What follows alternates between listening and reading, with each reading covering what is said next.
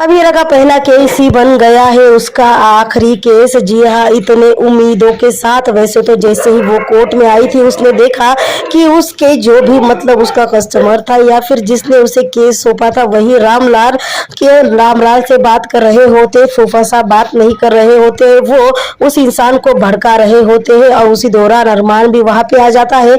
अभी तुरंत से अपने कस्टमर के सामने रामलाल के सामने जाकर खड़ी हो जाती है। जी हाँ, तब फूफा साहब कहने लगते हैं तो क्या इस लड़के ने आपका केस लिया है? ये लड़की तो खुद हमारे पनाह में हमारे आउट हाउस में पड़ी हुई है, ये लड़की आपका केस क्या लड़ेगी?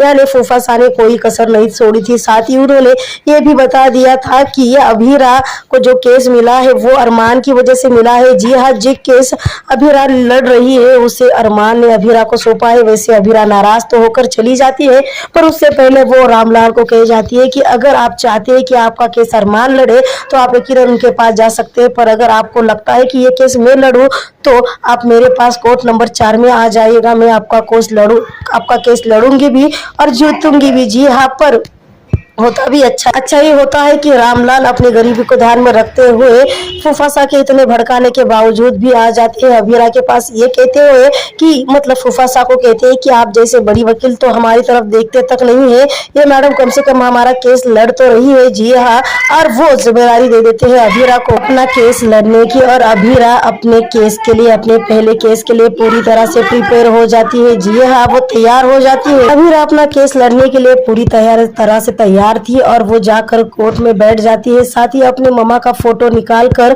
वो अपने मम्मा से आशीर्वाद भी लेती है, ये कहती हुई कि मम्मा मैं अपना केस लड़ने के लिए तैयार हूँ और मैं अब आप ही की तरह एक अच्छी वकील बनूंगी और गरीबों की मदद करूंगी। पर अभीरा का ये सपना धरा की धरा रह जाता है, क्योंकि जैसे अभीरा खड़ी हो जाती है केस लड़ने के लिए वैसे जज अभीरा के सामने पैसों का पैकेट फेंकते हैं। जी हाँ, क्योंकि जज के आने से पहले ही वो पैकेट जज के सामने रखा गया था, जज के चेयर पर रखा गया था, जिस पर लिखा हुआ था कि आप मुझे ये केस जितवा दीजिए, मैं आपको पैसों में इसी तरह से आप पैसे में खेलेंगे, और उस पर अभीरा का नाम लिखा होता है। फिर क्या था, जज अपने सेवक से पूछ लेती है कि ये किसका नाम है, उसके बाद वो सेवक इशारे से बता देता है कि ये सामने वाली लड़की है। फिर क्या था, जज अभीरा के सामने वही पैसों का पैकेट फेंकते हुए कहने लगता है कि तुम्हारी हिम्मत कैसी हुई मुझे रिश्वत देने की, ये तो शुक्रिया अदा मनाओ कि मैं तुम्हें पुलिस के हवाले नहीं कर रहा हूँ, पर अब तुम ये केस नहीं लड़ सकती। और जिस इंसान ने इतना ज्यादा विश्वास किया था अभीरा को, वो रामलाल भी अभीरा को बहुत कुछ सुनाकर वहां से चला जाता है। यानी